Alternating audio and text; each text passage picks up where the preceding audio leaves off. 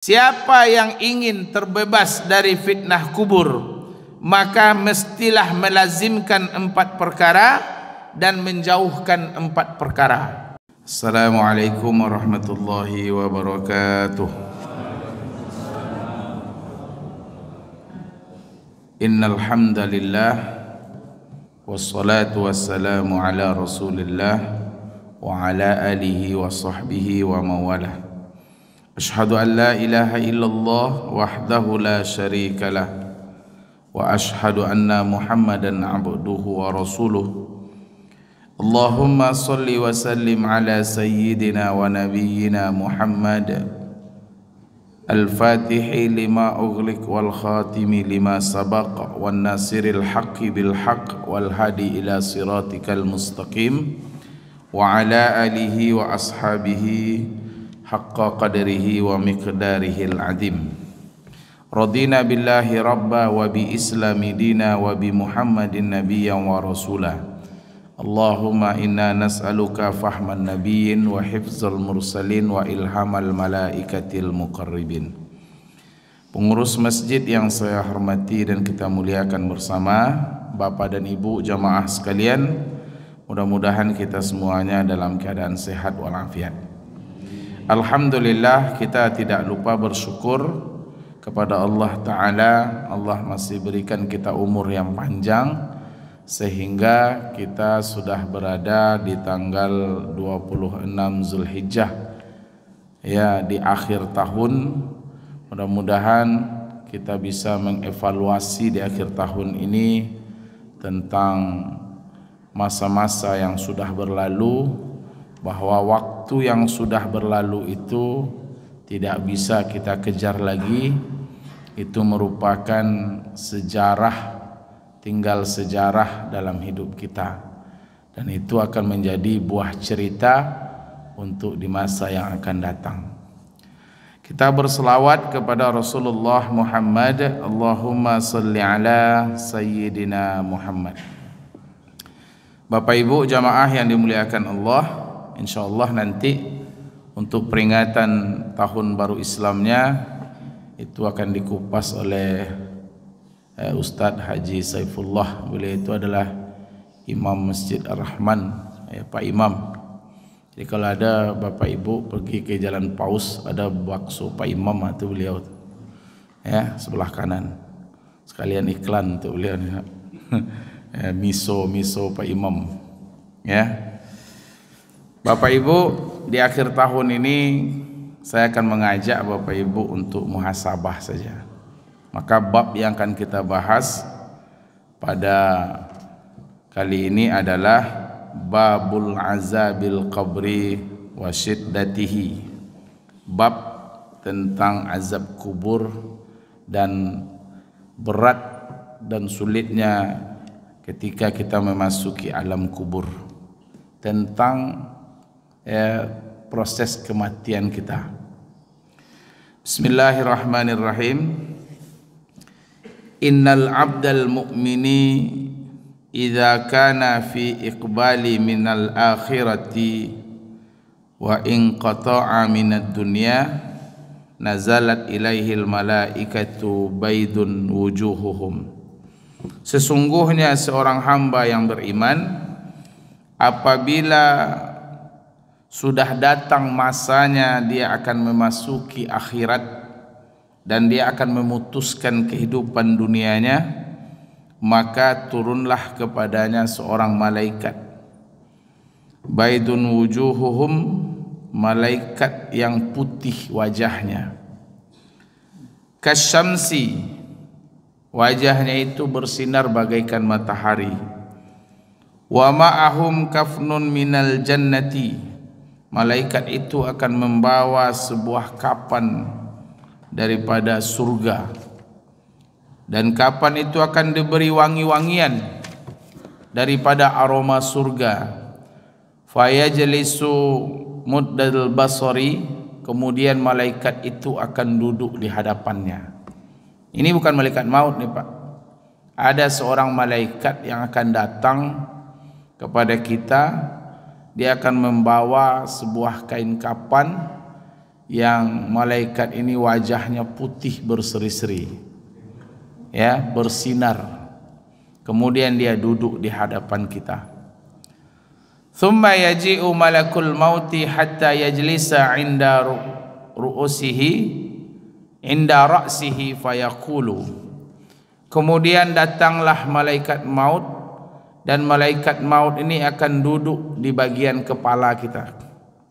Bagi orang yang akan meninggal ini, malaikat maut akan duduk di bagian kepala dengan rupa yang begitu indah.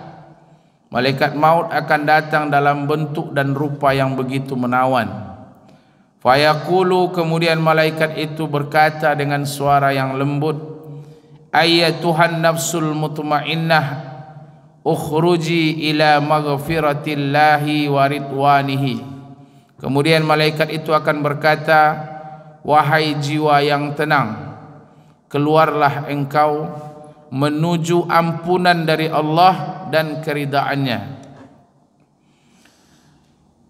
Fatakhruju wa tasilu kama tasilul qatratun minas siqa. Maka ruh itu akan keluar dengan mudah, bagaikan mudahnya menarik sehelai rambut dari adonan tepung. Nah, ini keadaan orang-orang yang beriman. Jadi kita orang-orang yang beriman nanti meninggalnya ketika ruhnya itu dicabut mudah, Pak. Ini namanya ya keadaan baik, keadaan husnul khatimah.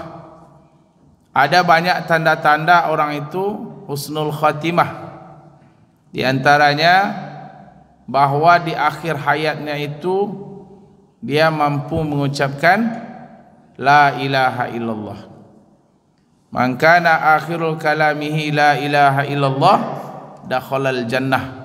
Siapa yang mampu mengucapkan la ilaha illallah, maka dia akan masuk surga. Kemudian yang kedua, tanda-tandanya mati baik itu adalah memercik keringat di keningnya. Ada keringat di keningnya ini. Mautul mukmini bi'irkin jabin. Orang mukmin itu meninggal dalam keadaan berkeringat. Berkeringat, Pak. Ini keringat ini, ada yang mengatakan keringat ini adalah bekas atau sisa-sisa dosa yang belum terampuni, kemudian Allah ganti dengan rasa sakit kematian itu, maka memerciklah keringat di keningnya. Atau keringat ini ada yang memaknai keringat rasa malu di hadapan Allah Subhanahu wa taala. Ketika Allah perlihatkan tempat kembalinya yang begitu indah, yang belum pernah dia lihat selama ini, dan dia merasa bahwa amalannya tak seberapa dibandingkan dengan tempat kembali yang begitu indah, maka dia malu. Dia malu, maka memerciklah keringatnya. Kemudian tanda-tanda husnul khatimah juga adalah meninggal pada hari Jumat. Itu tanda-tanda nih, Pak. Ya, bukan berarti orang yang tak terdengar di lidahnya mengucapkan la ilaha illallah bukan berarti dia mati buruk, tidak. Atau orang yang tidak berkeringat maka matinya buruk, bukan itu. Orang yang matinya bukan hari Jumat maka matinya buruk, bukan itu. Nabi meninggalnya bukan hari Jumat, tapi itu hanya tanda-tanda indikasi matinya baik. Ya, kata Nabi, ma min muslim yamutu yaumal jum'ati aw lailatal jumu'ah illa waqahu Allahu fitnatal qabri. Tidaklah seorang muslim yang wafat pada hari Jumat atau malam harinya kecuali Allah akan bebaskan dia dari azab kubur. Ya, kemudian apa lagi tanda-tanda mati baik itu? Adalah mati dalam keadaan syahid. Syahid ini ada dua macamnya, Pak. Ada syahid akhirat, ada syahid dunia akhirat. Ya, syahid dunia akhirat itu tidak perlu lagi dimandikan. Ya, tapi kalau syahidnya syahid akhirat saja, maka dia diselenggarakan seperti biasa. Orang yang berperang di jalan Allah itu syahidnya syahid dunia akhirat. Tapi kalau syahidnya syahid akhirat, maka ada beberapa yang kategori syahid. Di antaranya orang yang meninggal karena wabah, itu adalah syahid, orang mati syahid, tapi dia tetap diselenggarakan seperti biasa. Kemudian orang yang mati mendadak karena sakit perut, itu kategori syahid. Orang yang mati tenggelam, itu syahid, ya. Tapi tidak semua mati tenggelam syahid. Fir'aun juga mati tenggelam, Pak. Ya. Orang yang mati tenggelam karena mungkin dia dalam pekerjaan bekerja, kemudian kapalnya karam, mati tenggelam, maka dia itu syahid. Kemudian mati terbakar, syahid. Mati apa lagi? Mati karena melahirkan, itu syahid. Ya. Nah, kemudian dibawakan kapan malaikat ini, malaikat maut akan memanggil dengan tenang, ayyatuhan nafsul mutmainnah, wahai jiwa yang tenang, keluarlah engkau menuju ampunan dari Tuhanmu dan keridaannya. Maka ruh itu akan keluar dengan mudah bagaikan menarik sehelai rambut dari adonan tepung. Bapak Ibu jamaah yang dimuliakan Allah Subhanahu wa taala, kemudian ruh itu akan dibawa, Bapak Ibu, diletakkan di kapan yang dibawa oleh malaikat yang satu lagi tadi. Kemudian ruh itu akan dibawa ke langit, dan malaikat akan mengetuk pintu langit. Maka malaikat penjaga langit akan bertanya, ya, siapakah yang bersamamu? Faqala, kemudian malaikat itu menjawab, ruhu fulan ibni fulan, ini adalah ruh si fulan bin si fulan. Fa ahsana asma'uh, kemudian dia menyebutkan nama yang terindah untuknya. Tsumma yantahuna biha ila sama'id dunya fayastaftahu laha fayaftahu lahum. Kemudian malaikat itu meminta untuk dibukakan pintu langit, maka malaikat penjaga langit kemudian membukakan pintu langit untuknya. Kemudian setelah itu Allah Subhanahu wa taala berseru, fayaqulullahu taala uktubu kitabahu fi 'illiyyin, tetapkan untuknya satu tempat yang tinggi, itulah namanya Illiyin. Wa u'iduhu ilal ardi, kemudian ruh itu akan dikembalikan ke bumi, ya, minha khalaqnahum, ya, dari bumi itulah kita itu diciptakan. Wa fiha u'iduhum, dan ke bumi itulah akan dikembalikan. Wa minha ukhrijuhum taratan ukhra, dan dari bumi itulah aku akan membangkitkan kalian kali kedua. Fatu'adur ruh fi jasadihi, kemudian ruh itu dikembalikan ke jasadnya. Setelah dikembalikan ke jasad, maka jasad kita hidup, Pak. Ya, jadi orang dalam kubur itu hidup. Seperti apa hidupnya, wallahu alam. Nah, setelah dia dikembalikan ruhnya ke jasadnya, wa ya'tihi malakan, kemudian didatangkan dua orang malaikat. Fayaqulani lahu ma taqulu fi hadhihi ar-rajul, fayaqulani lahu man rabbuka, maka malaikat itu bertanya, siapa Tuhanmu? Kemudian dia bertanya, apa agamamu? Inilah pertanyaan malaikat, Bapak Ibu, ya. Dan dia menjawab pertanyaan itu dengan suara yang fasih, dengan suara yang lantang. Ini keadaan apabila seseorang hamba yang beriman. Nah, bagaimana dengan keadaan orang-orang yang tidak beriman, mereka yang kafir atau mereka orang-orang yang fasik? Maka adapun orang-orang yang fasik, maka ketika datang hari perpisahannya dengan dunia dan dia akan memasuki alam akhirat, maka didatangkanlah malaikat yang berwajah hitam, ya, berwajah hitam, malaikat yang menakutkan, malaikat yang mengerikan. Kemudian malaikat itu fayajlisuna minhul maddal basar, malaikat itu akan duduk di hadapannya. Thumma yaji'u malakal mauti hatta yajlisa 'inda ra'sihi fayaqul, kemudian datanglah malaikat maut dan dia di saat itu akan duduk di bagian kepala.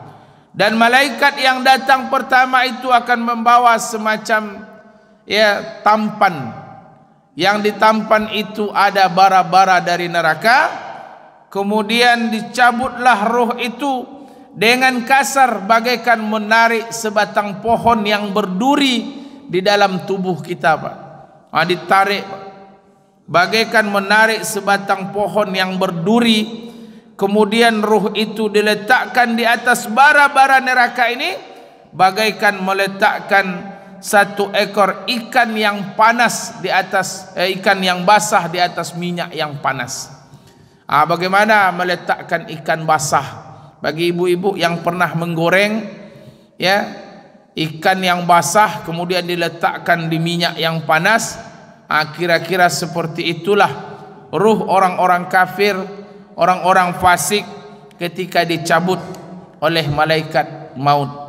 Inilah keadaan yang sangat menyakitkan, keadaan kematian yang sangat mengerikan, Bapak Ibu yang dimuliakan Allah. Kemudian sama, ruh ini akan dibawa ke langit. Maka malaikat penjaga langit akan bertanya, siapakah bersamamu? Kemudian dia sebutkan, ini adalah ruh si Fulan bin si Fulan. Maka malaikat penjaga langit akan berkata, alangkah busuknya ruh si Fulan bin si Fulan. Saat itu malaikat tidak mau membuka pintu langit.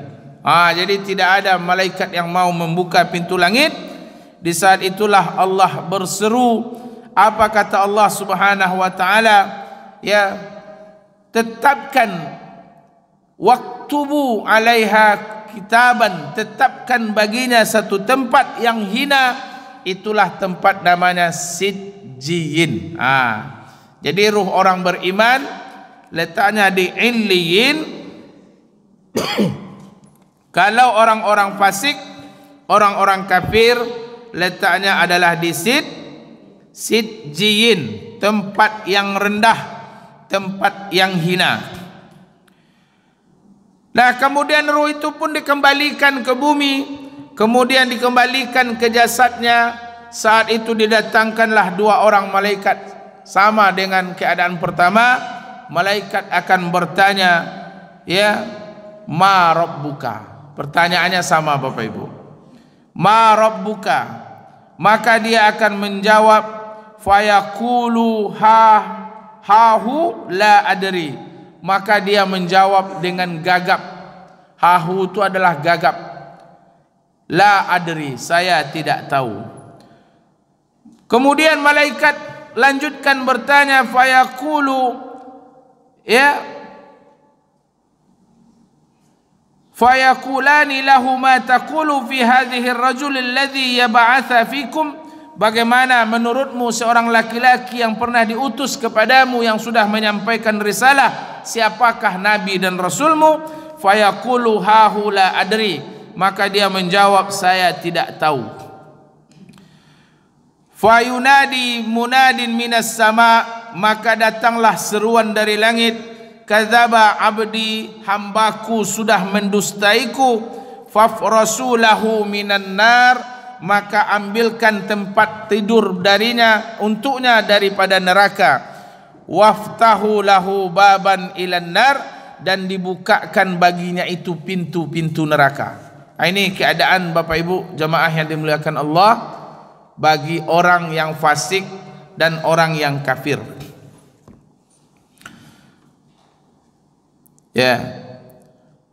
Annal mu'mina idza wada'a fi qabri, sesungguhnya orang-orang yang beriman ketika dia sudah diletakkan di dalam kuburnya, yusa'u alaihi fi qabrihi sab'una zara'an tulan, kemudian kuburannya itu diluaskan 70 hasta, wa tansaru alaihi riyahina, kemudian kuburannya itu dipenuhi oleh wangi-wangian.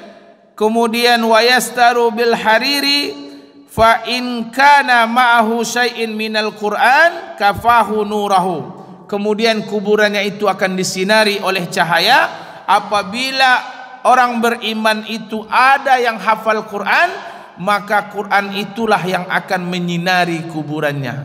Jadi ada orang beriman, Bapak Ibu, berapa Quran yang ada di hati kita, semakin banyak kita menghafal ayat-ayat Al-Quran, maka Quran itulah yang akan menjadi sinar di dalam kuburan kita nantinya. Fa illam yakun ja'ala lahu nurun mithlu syamsi fi qabrihi. Apabila orang beriman itu tidak memiliki sedikit pun Quran di dalam hatinya, dalam dirinya, maka Allah akan sinari kuburannya itu bagaikan matahari menyinari bumi. Jadi orang-orang beriman itu kuburannya terang, Pak.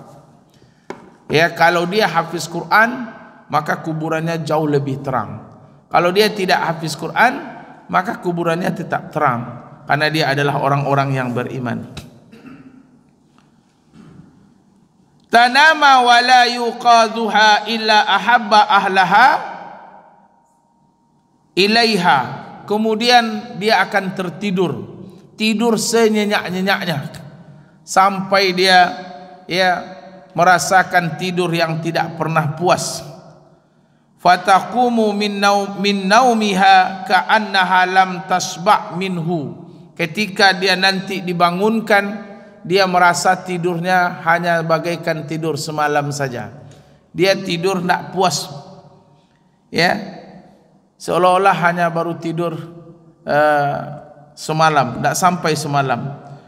Wa innal kafira yudiqu alaihi qabrahu hatta tadkhulu idla'ihi.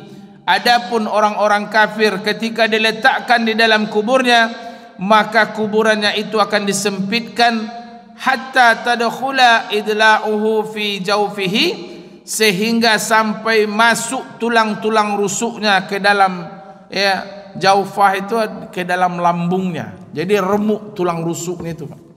Jadi tulang rusuknya sampai remuk masuk ke dalam lambungnya.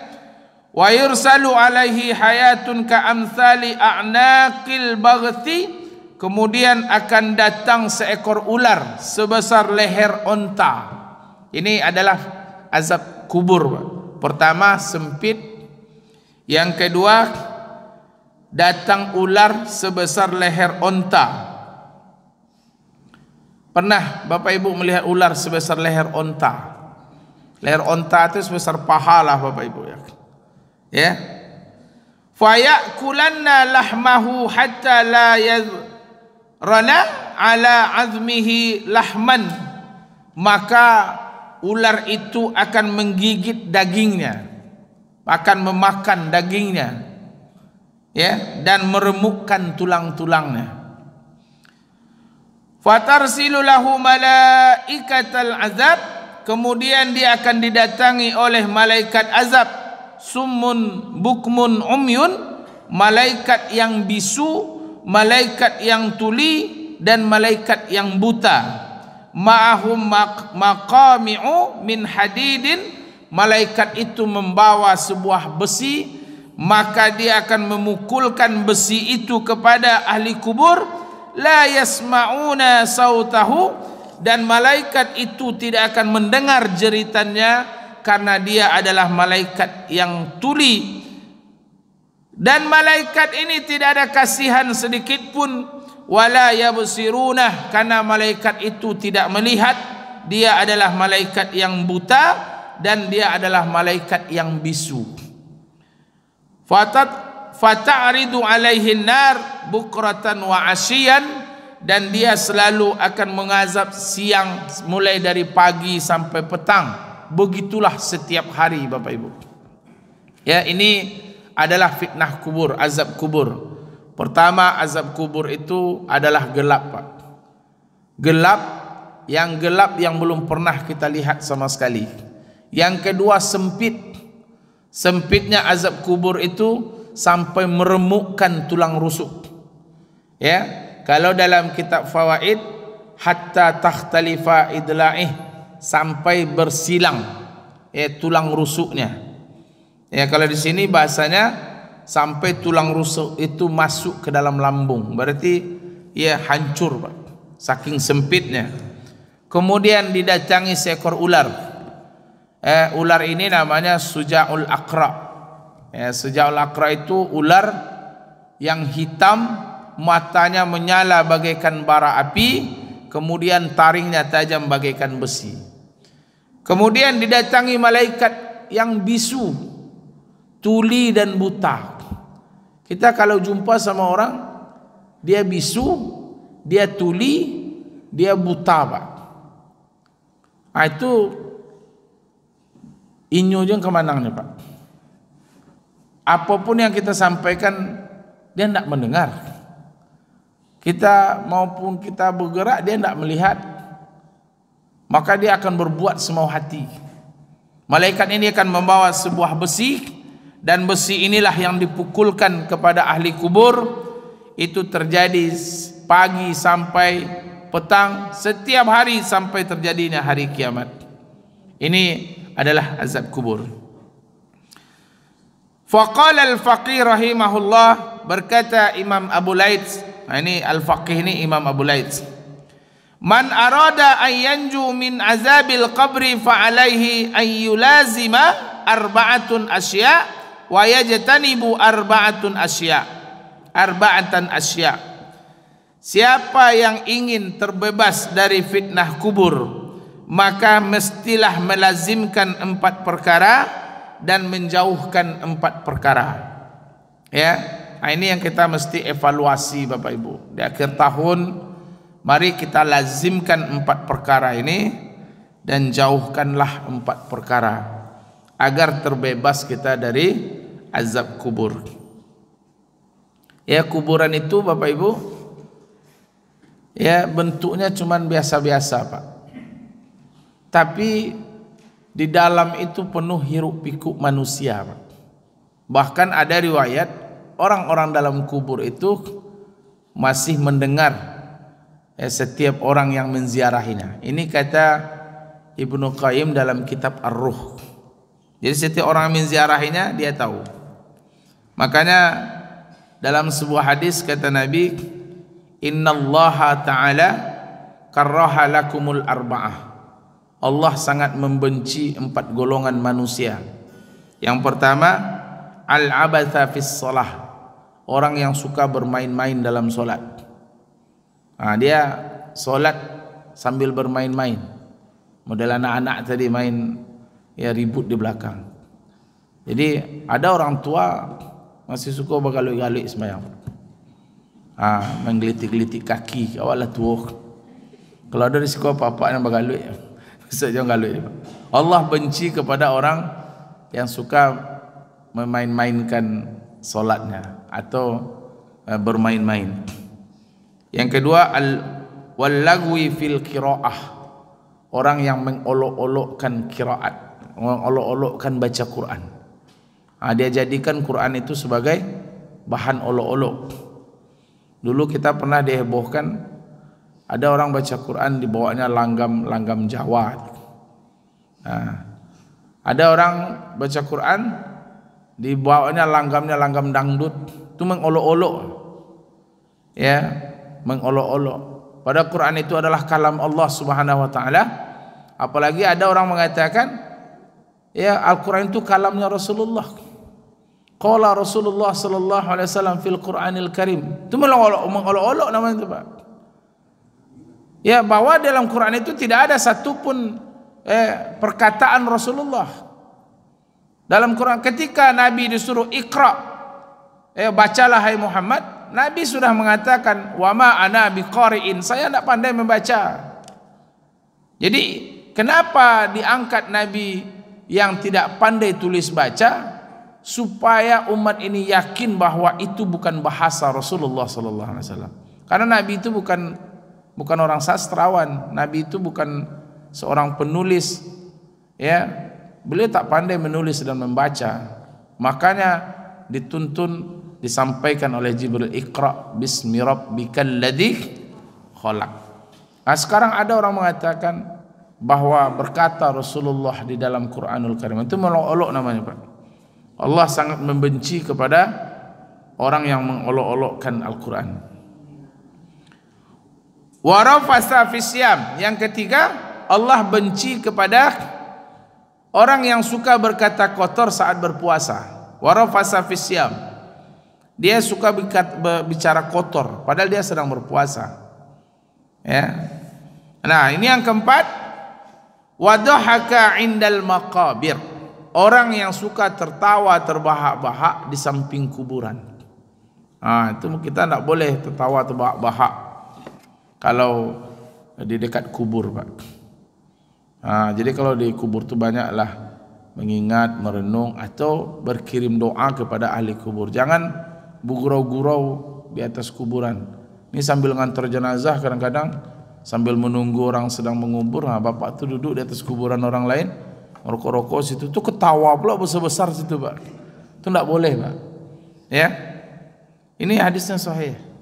Tidak boleh tertawa terbahak-bahak dekat kuburan. Ya, apalagi bersenda gurau sambil menggali kubur. Dia menggali kubur tapi ketawa-ketawa juga. Nah, fa ammal arba'atul lati yulazimuha, adapun 4 hal yang mesti kita lazimkan adalah fa muhafazatus sholawat, peliharalah dan jagalah solat 5 waktu. Ini mesti kita jaga solat, Pak. Solat ini mesti kita jaga. Andai kata ada alasan untuk kita meninggalkan solat, maka orang yang berperang di jalan Allah sedang angkat senjata di hadapan musuh, mereka lebih pantas meninggalkan solat daripada kita. Tapi apakah mereka boleh meninggalkan solat? Allah turunkan surat An-Nisa ayat 102, bagaimana cara melaksanakan solat saat berperang. Saking wajibnya mereka solat. Ini makanya ya, jaga solat yang 5 waktu. Kita pernah sampaikan di sini, akibat melalaikan solat itu, ya Allah matikan dalam keadaan haus dan lapar, kemudian Allah sempitkan kuburannya. Yang kedua, wassadaqatu, dan perbanyaklah sedekah. Sedekah, Pak. Ini besok kita ada peringatan tahun baru, bersedekah, siarkan agama ini dengan sedekah. Andai kata orang-orang yang sudah mati itu Allah beri kesempatan hidup sehari saja, amalan yang pertama yang mereka kejar adalah sedekah, Pak. Karena almar'u fi zilli sedaqatihi, setiap orang akan bernaung di bawah sedekahnya masing-masing.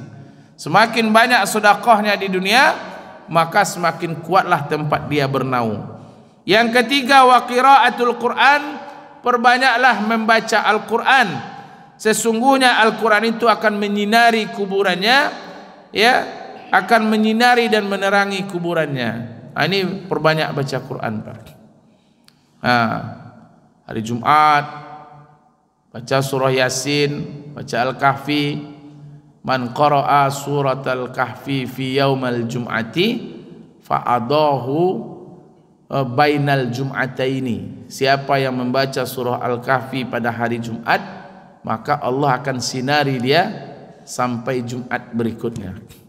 Jadi kalau awak baca surah Al-Kahfi hari Jumat ini, mati awak hari Selasa, kan ada tuh menjelang Selasa ke Jumat, berapa hari tu, ada sinarilah kuburan kita insyaAllah, karena fadilah membaca Quran. Wa kasratut tasbih, dan perbanyaklah bertasbih. Subhanallah walhamdulillah wa la ilaha illallah wallahu akbar. Ini 4 hal yang mesti kita lazimkan.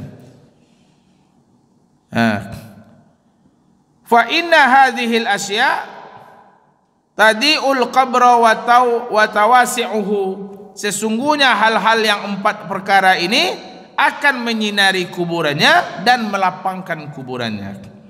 Wa ammal arba'atul lati yajtanibuha, adapun 4 perkara yang mesti kita jauhkan, yang pertama adalah wan namimah. Hindari dosa namimah. Namimah, saya sudah tandai di sini namimah ini. Namimah ini Bapak Ibu adalah orang yang punya 2 wajah, zul wajhaini, orang yang memiliki 2 wajah. Ya. Untuk jumpa si fulan pakai wajah ini, jumpa si fulan pakai wajah ini. Namimah itu menukilkan perkataan seseorang kepada yang lain agar mereka binasa, agar mereka itu berpecah. Kata Mas Amir, sampaikan sama Pak Haji itu. Kata Mas Amir,